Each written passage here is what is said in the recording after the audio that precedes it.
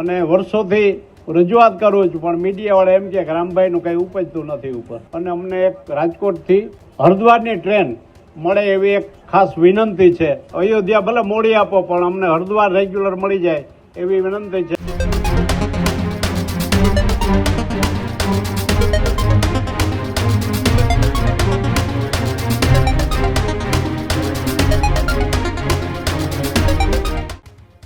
રાજકોટથી રાજ્યસભાના સાંસદ રામ મોકરિયાને લઈને એક મહત્વપૂર્ણ સમાચાર સામે આવી રહ્યા છે.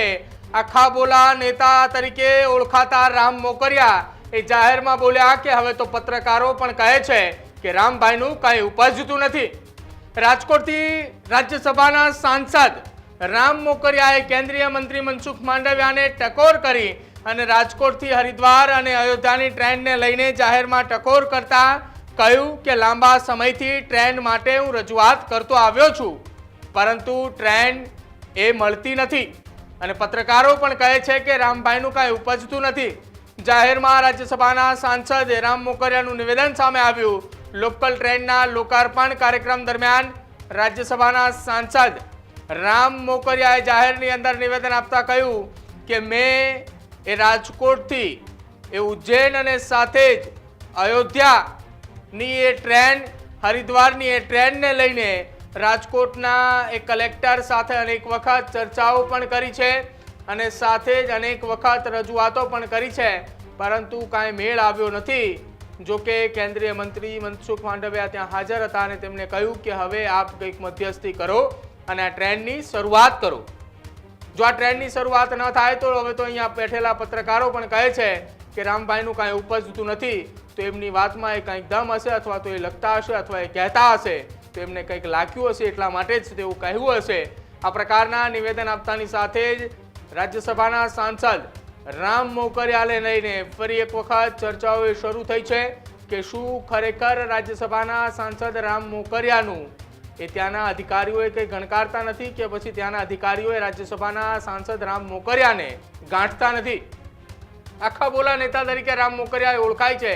વારંવાર જાહેરમાં તેઓ નિવેદન આપતા હોય છે. કોઈ પણ ઘટના હોય એ પછી ભલે ને પક્ષની સામે હોય, તેમ છતાંય રાજ્યસભાના સાંસદ રામ મોકરિયાએ નિવેદન આપતા જોવા મળે છે.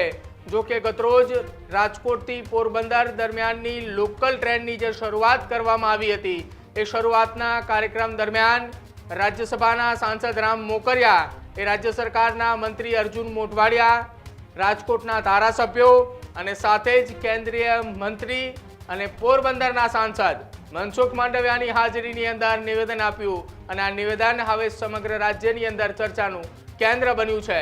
શું કહ્યું રાજ્યસભાના સાંસદે રામ મોકરિયાએ? સાંભળો. આપે અને એક ખાસ અમારી ટ્રેનની ડિમાન્ડ છે હરિદ્વારની, કે સૌરાષ્ટ્રમાંથી લગભગ દરરોજ પુષ્કળ લોકો ધાર્મિક પ્રવાસ માટે, કથા માટે, કોઈને કોઈ કારણસર ફરવા વગેરે જતા હોય છે. અને સૌરાષ્ટ્ર રાજકોટનું પાટનગર છે, એટલે રાજકોટથી ડેઇલી એક ટ્રેન મળે.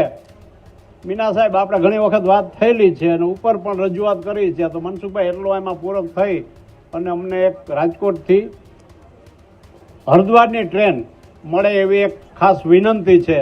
અને વર્ષોથી રજૂઆત કરું છું, પણ મીડિયાવાળા એમ કે રામભાઈનું કંઈ ઉપજતું નથી ઉપર. એટલે હવે એનો ટોન એ સાચો હશે કે જે કંઈ હોય, પણ જો ટ્રેન મળી જાય તો લોકોને સુખાકારી મળે અને ટ્રેન ક્યાંય ચેન્જ ન કરવી પડે. ખાસ તો મુશ્કેલી એ થાય છે કે ઉંમરલાયક લોકો હોય છે અથવા ગ્રામ્ય વિસ્તાર હોય, ટ્રેન ચેન્જ કરવામાં. અને રેગ્યુલર જો અહીંથી ટ્રેન મળે તો પેસેન્જર પણ પુષ્કળ મળે એમ છે. એક વિનંતી છે. અને બીજી એક બાબત એ છે કે અહીંયાથી મુંબઈની 2 ટ્રેન જાય છે. ટ્રેનનો વૈષ્ણવજીનો અને રેલવે બોર્ડનો આભાર કે વંદે ભારત અમે એક માગી હતી, 2 મળી. એક જામનગર દ્વારકાથી મળી અને એક મળી સોમનાથથી. તો એ તો આભાર છે, પણ 2 ટ્રેન એવી છે કે જે રાજકોટથી બોમ્બે જાય છે, પણ અહીંયાથી જવામાં બેયની વચ્ચેનો ડિસ્ટન્સ ખૂબ ઓછું છે. માર્જિન જે ટાઈમ હોવો જોઈએ. અને ત્યાં જઈને જે સેન્ટ્રલમાં ઊભે છે, બોરીવલી મોટે ભાગે ગુજરાતી લોકો હોય છે અને એને ઉતરવાનું હોય છે બોરોલી, અને ત્યાં સુધી જાય અને ફરી પાછું વહેલી સવારે આવવું પડે. અને એ સમય, પૈસા અને ટાઈમ બરબાદ થાય. એટલે મારે રેલવે બોર્ડને અને મનસુખભાઈને આપના માધ્યમથી રજૂઆત, મનસુખભાઈ, કે આ 2 ટ્રેનનું સોલ્યુશન થઈ જાય. અયોધ્યા ભલે મોડી આપો, પણ અમને હરિદ્વાર રેગ્યુલર મળી જાય એવી વિનંતી છે. આ તકે સૌએ જે સાંભળ્યા અને પત્રકાર મિત્રો જે ખાસ રેલવેના પ્રશ્નો માટે જાગૃત છે એનો પણ આભાર. ભારત માતા જય, વંદે માતરમ.